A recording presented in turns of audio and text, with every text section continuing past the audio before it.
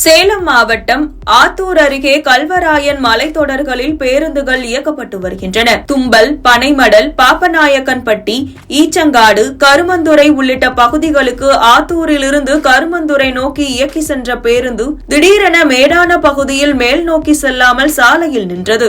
தொடர்ந்து நீண்ட நேரமாகியும் பேருந்து மேல் நோக்கி செல்லாமல் திணறியதால் பேருந்தில் பயணித்த பயணிகள் பேருந்திலிருந்து கீழே இறங்கி பின்பக்கத்திலிருந்து வண்டியை தள்ளும் காட்சி தற்போது வெளியாகியுள்ளது. ஒரு சிலர் கீழே இறங்கி நீண்ட தூரம் நடந்து சென்றனர். மலைப்பகுதிக்கு செல்லும் பேருந்துகள் முறையாக பராமரிக்கப்படாததால் சாலையில் நின்றதாக பொதுமக்கள் புலம்பியவாறு அங்கிருந்து சென்றனர்.